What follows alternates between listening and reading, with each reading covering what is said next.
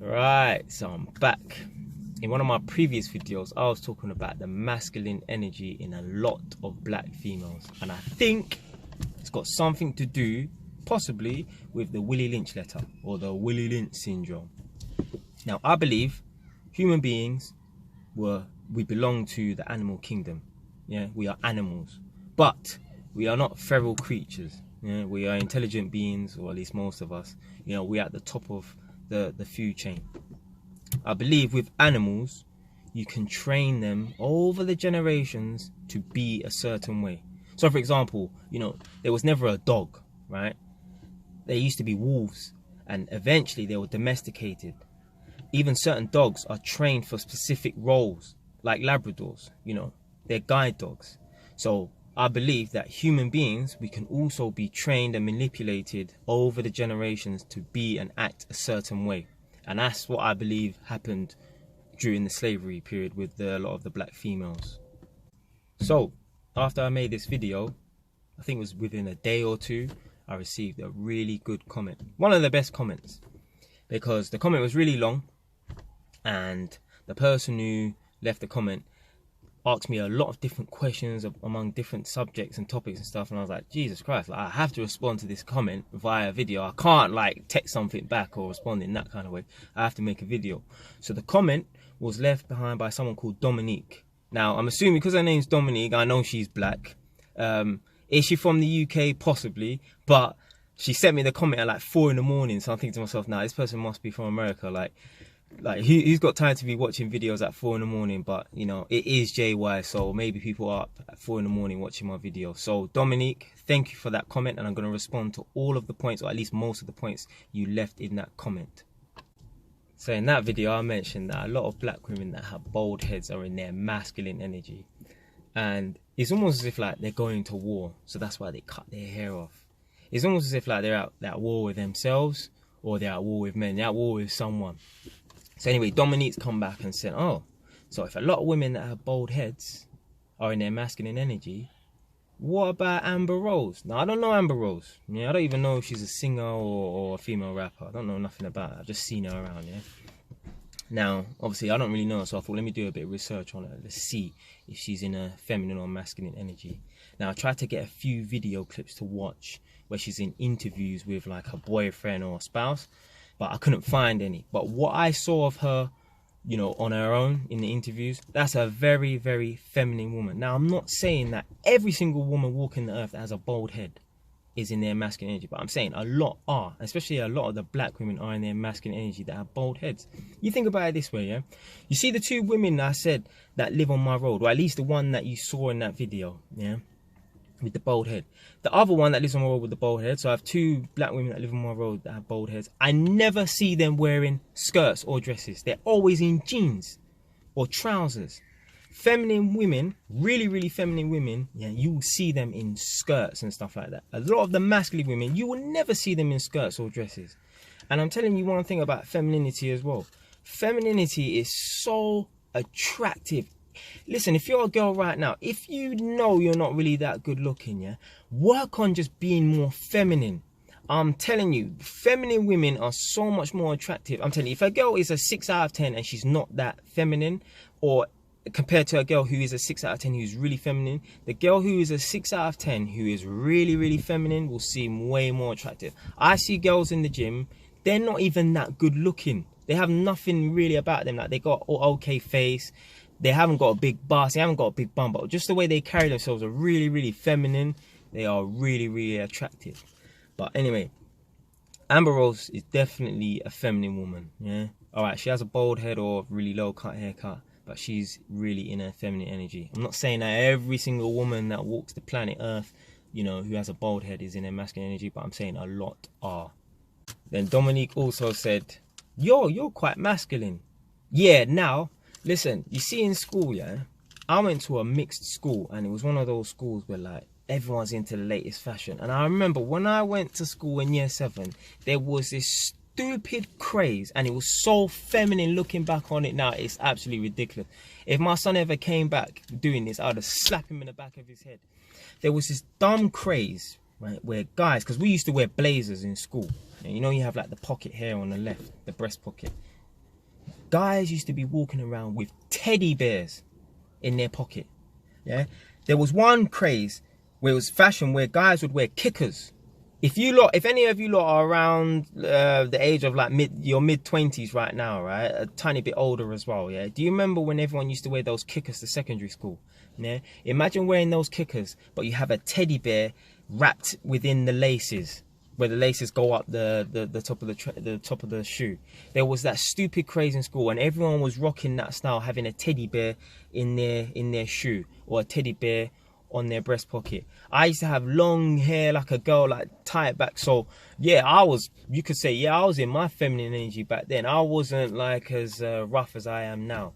But I think the streets helped me get a bit rough, to be fair, because you know, when you're on the road and you're in a gang and stuff, like there's no feminine behavior there. But in school, my school, that the femininity was not shamed upon, which it should be amongst boys and men. Boys should not be acting feminine. I remember there was a stupid fashion as well.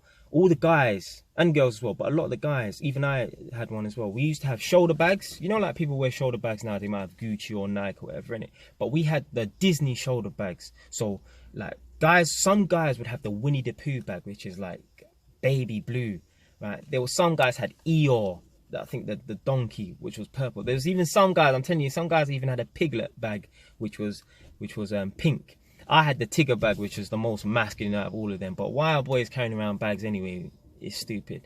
Guys used to walk around with them tiny Just Do It bags like girls. Listen, the school I went to was flipping feminine, but everyone saw it as like, yeah, the fashion. It was foolishness. So yeah, I might be masculine now, but back then, like, it was just casual to be quite feminine. Like, it was seemed like being like fashion, like within the fashion to be feminine, which is foolishness.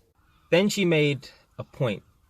I don't like the point she made, but it's really relevant because I think a lot of women do it consciously and subconsciously.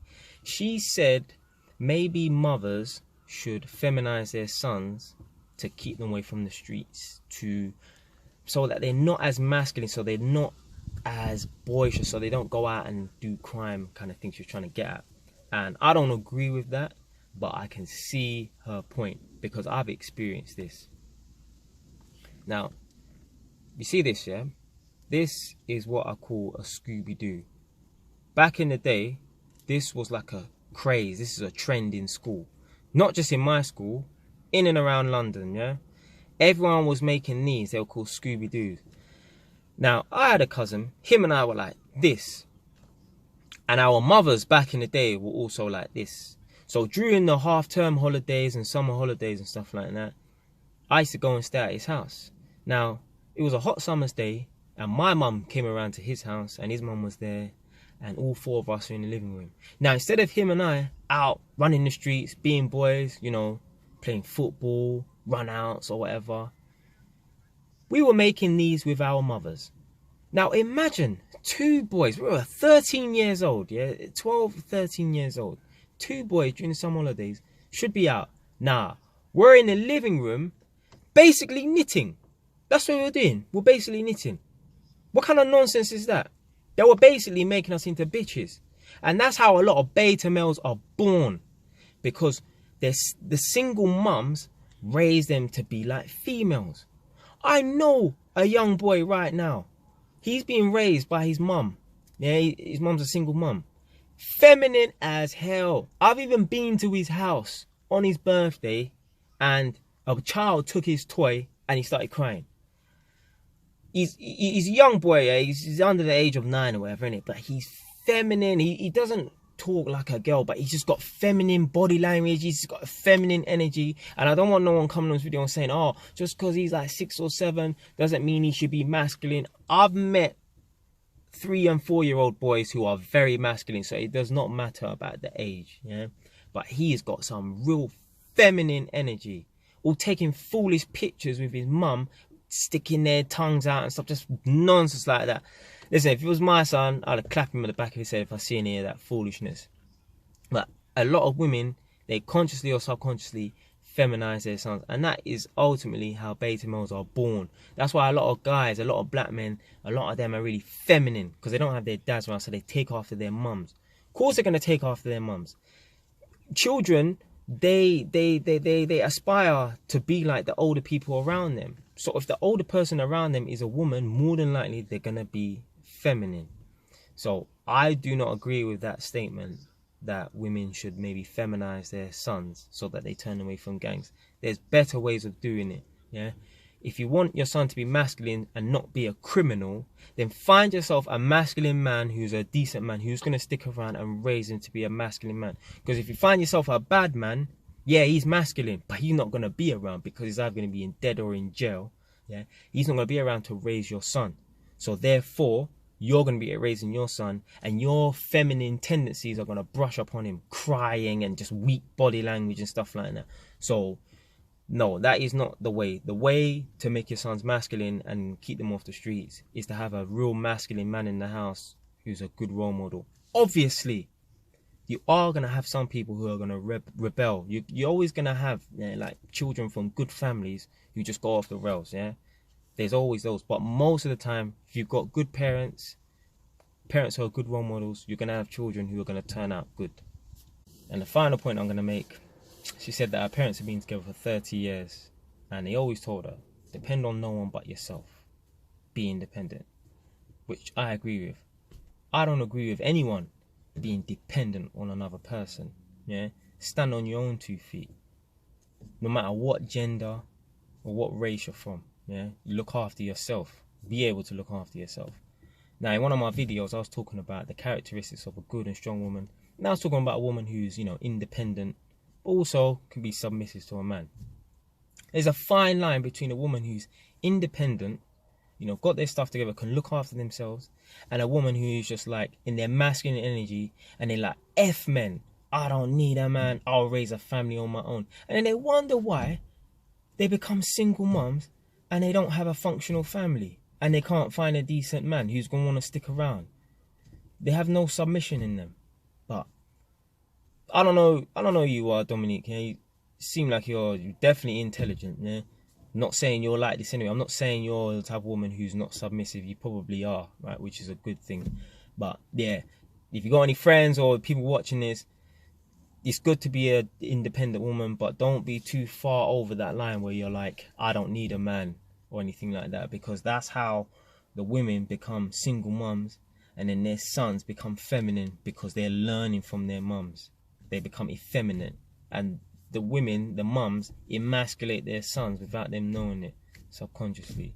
So there's a fine line between being an independent, strong woman who's got her own stuff together and being a woman who's just like, F men, I'm a feminist, I don't like men, that type of attitude. So if you like the video, subscribe. If you don't like the video, change your station.